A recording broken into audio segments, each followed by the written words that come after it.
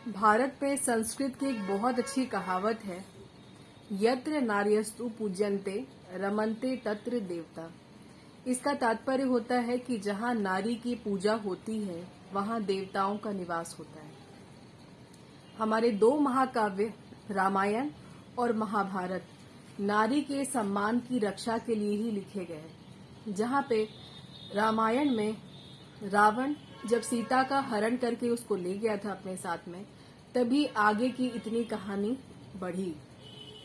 वैसे ही महाभारत में पांचों पांडव अपनी पत्नी को जुए में ही हार गए थे और उसका चीरहरण हो गया। तो देखा जाए नारियों की स्थिति तब से लेकर के आज तक शायद ऐसी ही है। नारी को अपने आधिपत्य की वस्तु ही समझा जाता है। इसी का एग्जाम्पल हमें रामायण और महाभारत में देखने के लिए मिलता है, लेकिन हमेशा ऐसा नहीं था। अगर हम वैदिक पीरियड की ओर ध्यान देते हैं तो वहां हमें बहुत सारी लेडीज के एग्जाम्पल मिलेंगे, जहां पर औरतें पुरुषों के समान ही शिक्षा ग्रहण करती थी और उनके बराबरी में ही हर कुछ अधिकार उनको मिले हुए थे। वैदिक पीरियड की ही चर्चा करते हैं। आपने याज्ञवल्क का नाम तो सुना ही हो गया, जिन्होंने याज्ञवल्क स्मृति जिनके नाम से फेमस है। उनकी पत्नी का नाम था गार्गी। याज्ञवल्क के साथ में गार्गी का मुकाबला हुआ शास्त्रों के मामले में, जिसमें उनकी पत्नी ने यानी कि गार्गी ने याज्ञवल्क को ही हरा दिया। दूसरा एग्जाम्पल हम लेते हैं शंकराचार्य, जो कि सनातन धर्म के संस्थापक थे। वो इतने बड़े विद्वान थे कि उन्होंने अच्छे अच्छे पंडितों को शास्त्रों में हरा दिया था, लेकिन आखिरकार वो एक महिला से ही शास्त्रों के मामले में हार गए, मतलब एक कंपटीशन में हार गए। तो ये तो थी वैदिक पीरियड की बात। वैदिक पीरियड में नारियों की स्थिति बहुत अच्छी थी, इसीलिए वैदिक पीरियड को हम स्वर्णिम युग के नाम से जानते हैं। इसके बाद जैसे जैसे पीरियड आगे बढ़ता गया, नारियों की स्थिति में बदलाव होने लगा और वो स्थिति जो है बद से बदतर होती चली गई। ये शुरुआत होती है मनु के पीरियड से। जैसे ही मनु ने मनुस्मृति को लिखा, वैसे ही औरतों के अधिकार जो है बहुत सारे कम हो गए और पुरुषों के मामले में उन्हें कोई राइट्स दिए ही नहीं गए। हालांकि मनु ने तब लिखते समय ये नहीं सोचा होगा कि उनकी लेखनी का आगे जाके समाज पर ये प्रभाव पड़ेगा कि औरतों की स्थिति इस कदर विचित्र और गंदी हो जाएगी। आज के समाज में औरतों के लिए अपराध बढ़ते बढ़ते इतने बढ़ गए हैं कि आए दिन आप देखते होंगे सुप्रीम कोर्ट को बहुत सारे केसेस में बहुत सारी गाइडलाइन जारी करनी पड़ती है, अमेंडमेंट करने पड़ते हैं, क्रिमिनल अमेंडमेंट्स होते हैं। इसकी वजह क्या है? यही कि औरतों के साथ में अपराधों का बढ़ना। आज महिलाओं की स्थिति अच्छी तो है, महिलाएं पढ़ती भी हैं, पुरुषों के साथ कदम से कदम मिला के चलती भी हैं, वो चांद तक भी पहुंच चुकी हैं, उन्होंने बहुत कुछ कर लिया है। लेकिन अगर आप ध्यान लगा के देखें तो आज भी पुरुष प्रधान समाज ही हमारे भारत में कहीं न कहीं विद्यमान है, और ये मैं नहीं जानती हूँ कि वो कब तक खत्म होगा या कभी खत्म होगा भी कि नहीं। अगर महिलाएं मेरे वीडियो को देख रही होंगी तो वो अच्छी तरीके से समझ रही होंगी, चाहे वो मैरिड हो या अनमैरिड हो, कि मेरा इशारा किस ओर है।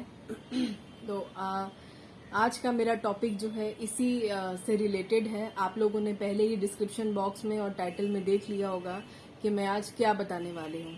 जी हाँ, आप लोग बिल्कुल सही सोच रहे हैं। हेलो फ्रेंड्स, आप सभी का मैं वेलकम करती हूँ अपने यूट्यूब चैनल में। आज हम लोग महिलाओं के साथ होने वाले जो यौन अपराध हैं उसी के बारे में एक सेक्शन पर चर्चा करेंगे, क्योंकि एक वीडियो में हम बहुत सारे सेक्शन को तो नहीं कवर कर सकते, लेकिन एक इम्पॉर्टेंट सेक्शन जरूर कवर करेंगे और वो है सेक्शन 375। हालांकि आईपीसी में चैप्टर 16 में 375 मतलब सेक्सुअल ऑफेंसेस में 375 से लेके 375E तक है, लेकिन आज मैं चर्चा सिर्फ 375 पे ही करूंगी।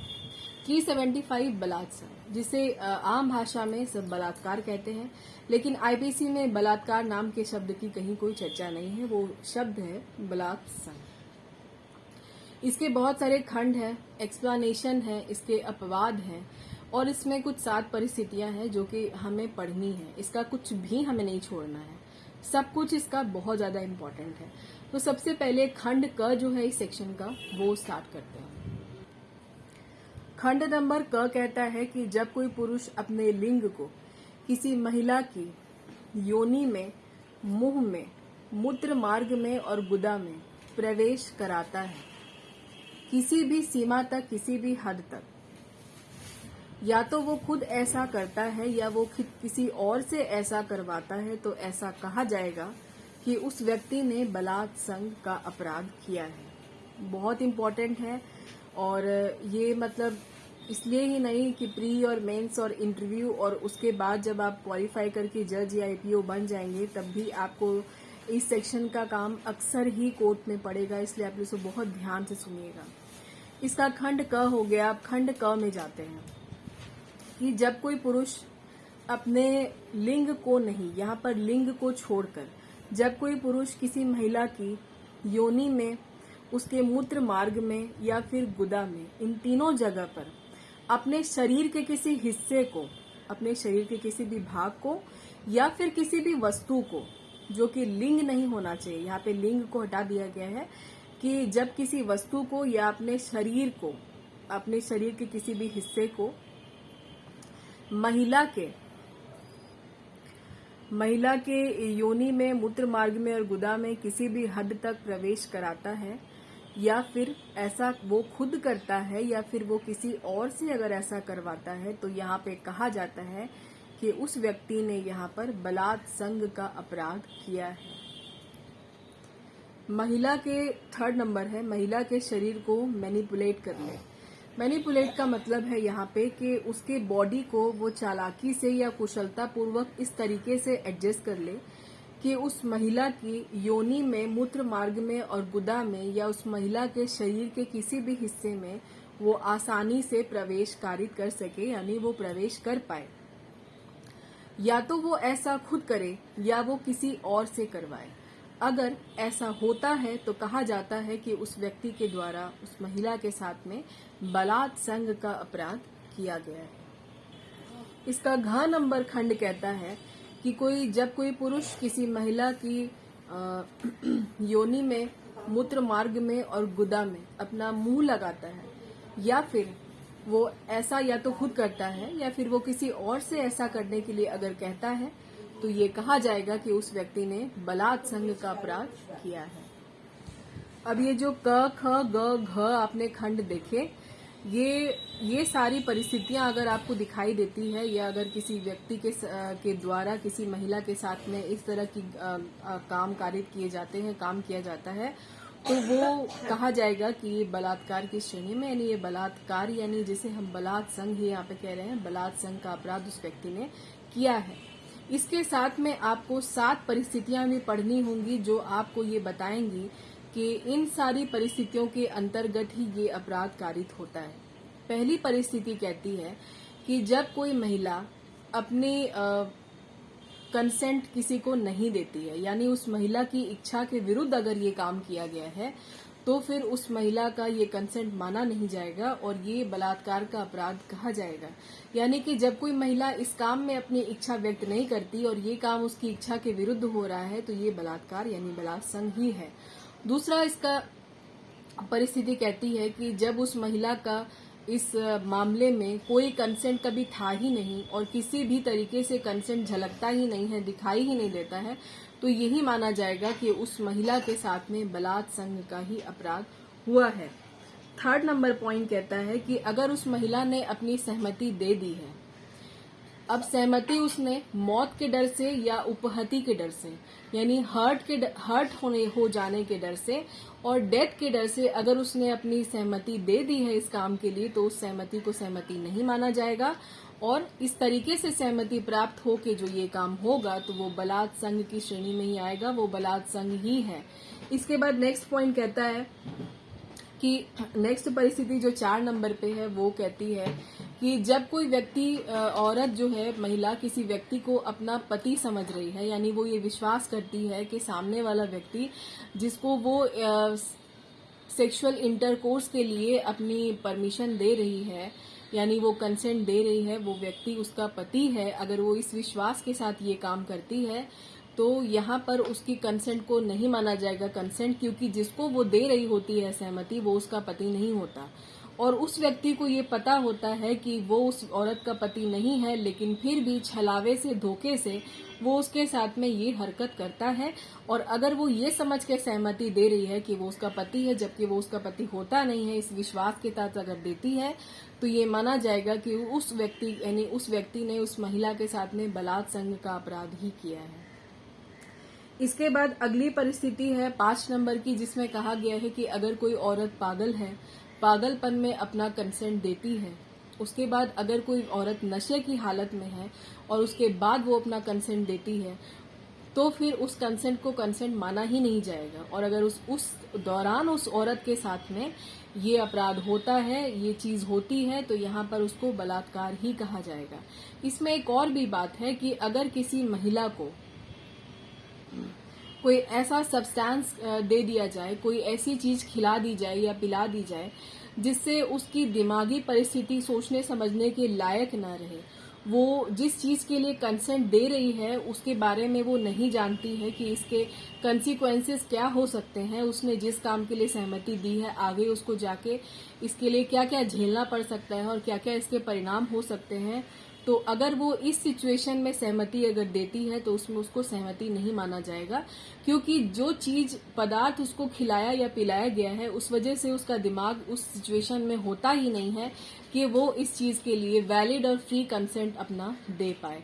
तो अगर इस सिचुएशन में जहां किसी औरत को ये चीज खिला दी या पिला दी जाती है और उसके बाद उसकी दिमागी परिस्थिति या दिमागी हालात में वो नहीं है इस कैपेबल कि वो इस तरह की परमिशन दे पाए, लेकिन फिर भी अगर वो देती है तो इसको कंसेंट नहीं माना जाएगा, क्योंकि वो सिचुएशन ही वो नहीं होती जहां पर वो ये सोच सके कि वो क्या करने जा रही है, इसको कंसेंट नहीं माना जाएगा। नेक्स्ट देख, अगली सिचुएशन 6 नंबर की ये कहती है कि अगर कोई महिला है जिसकी उम्र 18 साल से कम की है और अगर वो इस काम के लिए अपनी सहमति देती है तो उसकी सहमति नहीं मानी जाएगी, क्योंकि हमारे अकॉर्डिंग टू लॉ मेजॉरिटी की एज 18 इयर्स है और 18 से पहले अगर वो इस तरह के काम के लिए कंसेंट देती है तो वो कंसेंट नहीं है। और यहाँ पर ये अगर ये काम हो जाता है तो ये बलात्संग ही माना जाएगा। लास्ट सिचुएशन जो कि 7 नंबर की है, उसमें ये कहा गया है कि महिला की जब महिला जो है सम्मति संसूचित करने में असमर्थ है, यानी असमर्थता का मतलब यहाँ पे कुछ भी हो सकता है कि कोई भी महिला अपनी सहमति देने में असमर्थ है। जैसे अगर वो हो सकता है कि वो गूंगी हो, वो बहरी हो, या फिर वो देख नहीं सकती हो, या फिर वो और भी शारीरिक रूप से समर्थ नहीं हो किसी भी तरीके से सहमति देने में, तो इस तरह की सहमति को सहमति यहाँ पे नहीं माना जाएगा, क्योंकि अगर वो असमर्थ है सहमति देने में तो फिर वो सहमति दे ही नहीं सकती है। और ये जो 7 नंबर सिचुएशन है इसको 2013 में क्रिमिनल अमेंडमेंट एक्ट से जोड़ा गया। आपको निर्भया केस तो याद ही होगा। 2013 के पहले 7 नंबर की कंडीशन इस सेक्शन में नहीं थी। अब इसके साथ में दो स्पष्टीकरण है, वो भी हम देख लेते हैं। स्पष्टीकरण एक कहता है जिसमें ये समझाने की कोशिश की गई है कि यहाँ पे योनि के अंतर्गत क्या क्या शामिल है।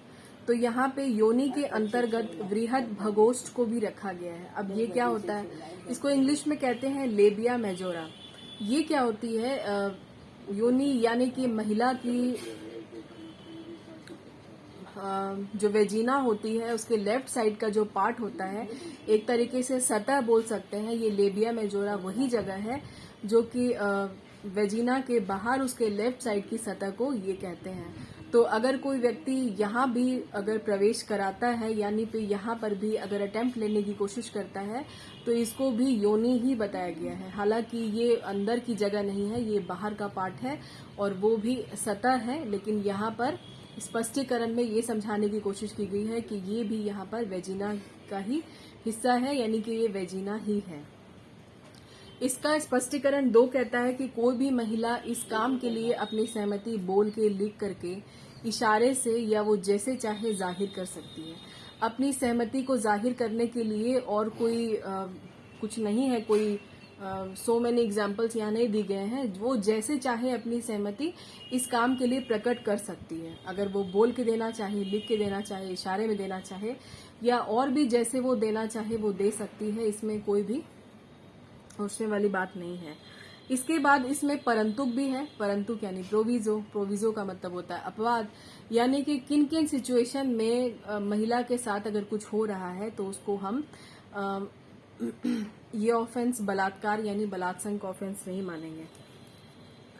सबसे पहले इसमें ये बोला गया है कि अगर किसी महिला के साथ में सेक्सुअल इंटरकोर्स होता है और इंटरकोर्स के दौरान वो अपना विरोध प्रकट नहीं करती। अब वो विरोध प्रकट हो सकता है कि उस आदमी की तरफ से उतना उस पर बल और जबरदस्ती डाली गई है जो कि वो विरोध नहीं कर पा रही है। अब अगर वो अपना विरोध प्रकट नहीं कर पा रही है तो उस व्यक्ति को ये बिल्कुल नहीं समझ देना चाहिए, या उसका अर्थ हमें ये नहीं लगाना चाहिए कि वो उसमें अपनी सहमति दे रही है। अगर वो विरोध नहीं कर पा रही है तो उसके पीछे बहुत सारी वजह हो सकती है। हमने यहाँ पे कुछ वजह देखी भी। वो डर से भी नहीं बोल सकती है, चाहे वो डेथ वाला डर हो या हर्ट वाला डर हो या कोई भी और वजह। इसमें बहुत सारी वजह है इस सेक्शन में। तो अगर वो इस चीज के लिए अपना विरोध नहीं कर रही है, वो फिजिकली विरोध नहीं कर पा रही है या वो नहीं कर रही है, नहीं करना चाहती है, हालांकि अंदर से वो चाहती क्या है ये तो वही जानती होगी जिसके साथ में ये अपराध होता है। लेकिन अगर वो इस चीज के लिए अपनी फिजिकली जोर नहीं लगाती, विरोध नहीं कर रही है, तो हमें ये बिल्कुल नहीं समझना है कि यहाँ पर वो अपनी सहमति इस काम के लिए दे रही है। इसका दूसरा अपवाद कहता है कि अगर किसी महिला के साथ में कोई मेडिकल प्रोसेस होती है, मेडिकल प्रोसेस में बहुत सारा हस्तक्षेप भी होता है, यानी इंटरवेंशन जिसको कहते हैं। और मेडिकल प्रोसेस कैसी और क्या क्या हो सकती है, आप लोग इतने मैच्योर हैं कि उस चीज को समझ पाएंगे कि बुक में क्या कहना चाह रहा है और मैं क्या बोलना चाह रही हूँ। तो अगर किसी महिला के साथ में कोई मेडिकल प्रोसेस होती है और किसी भी तरीके का यहाँ पे इंटरवेंशन अगर उसके साथ किया जाता है तो ये नहीं बोला जाएगा कि उस महिला के साथ में बलात्कार हो रहा है, क्योंकि ये बलात्कार की श्रेणी में नहीं माना गया है। कि दूसरा इसका अपवाद है कि अगर कोई व्यक्ति अपनी वाइफ के साथ में सेक्सुअल इंटरकोर्स करता है और अगर उसकी वाइफ की एज 15 से ज्यादा है तो यहाँ पे उस व्यक्ति का अपनी पत्नी के साथ में सेक्सुअल इंटरकोर्स जो है बलात्संग की श्रेणी में नहीं आएगा। तो यहाँ पे इस सेक्शन को मैंने बहुत अच्छे से डिस्कस और डील करने की कोशिश की है। और आज का जो ये मेरा टॉपिक है ये राजस्थान स्पेशल और उत्तराखंड स्पेशल है। अगर आप राजस्थान दे रहे हैं तो वहाँ पे आपको आईपीसी देना है और आईपीसी का ये बहुत इंपॉर्टेंट और हॉट टॉपिक है। और दूसरा कि अगर आप उत्तराखंड एपीओ दे रहे हैं और उसकी तैयारी कर रहे हैं तो आपने उसके सिलेबस में देखा होगा कि स्पेशली जो है सेक्सुअल ऑफेंसेस को आईपीसी में मेंशन किया गया है। तो अभी फिलहाल हमारे सामने में यही 2 लेटेस्ट वैकेंसी है, तो अभी हमें इसी पर फोकस करना चाहिए। वैसे मेरा फोकस बिहार और झारखंड पे भी है, तो झारखंड में भी आईपीसी है, तो आपको ये वहां के लिए भी काम देगा। और चूंकि बिहार में अभी थोड़ा वक्त है तो जो सामने है उसकी भी तैयारी कर लेनी चाहिए। लेकिन बिहार की जो तैयारी मेरे तरफ से आपके लिए करवाई जा रही है, यानी कि जब एडमिनिस्ट्रेटिव लॉ और टीपी एक्ट जो मेरा चल रहा है वो बंद नहीं होगा, मैं उसको कंटिन्यू रखूंगी। लेकिन साथ ही साथ मैं मेजर पेपर को भी स्टार्ट कर रही हूँ। उम्मीद करती हूँ कि आज का लेक्चर आपको मेरा बहुत अच्छा लगा होगा और बहुत अच्छे से समझ में आया होगा। और अगर समझ में आया होगा तो प्लीज एक लाइक कर दें, और अगर नहीं समझ में आया है तो अनलाइक कर दें। और अगर आपकी इस लेक्चर से रिलेटेड और भी कोई लॉ टॉपिक से रिलेटेड कोई परेशानी, कोई बात है तो आप नीचे कमेंट सेक्शन में मुझे पूछ सकते हैं, मैं आपको जरूर उसका जवाब दूंगी। और अभी तक आप मेरे चैनल पे नए हैं, आपने मेरे चैनल को अभी तक सब्सक्राइब नहीं किया है तो मेरे चैनल को सब्सक्राइब कर लें। और अगर आप मेरे पुराने व्यूअर्स हैं, मेरे वीडियोस को काफी समय से देख रहे हैं, मेरा चैनल स्टार्ट हुए 3 महीने से ज्यादा हो चुके हैं और व्यूज काफी सारे मिल रहे हैं, तो इसका मतलब कि आप देख रहे हैं। देखने के लिए तो थैंक यू सो मच। लेकिन अगर आपने सब्सक्राइब नहीं किया है तो मेरे चैनल को आप सब्सक्राइब कर लें जल्दी से जल्दी, अगर आपको मेरी पढ़ाई अच्छी लगती है तो। लेकिन अगर आपको मेरी पढ़ाई अच्छी नहीं लगती है तो बिल्कुल सब्सक्राइब ना करें, और अपने बाकी के फ्रेंड्स में भी शेयर करें, क्योंकि ये बहुत इंपॉर्टेंट टॉपिक है और बहुत अच्छा, और हमारे एग्जाम से रिलेटेड तो सच में ही बहुत ज्यादा इम्पोर्टेंट है।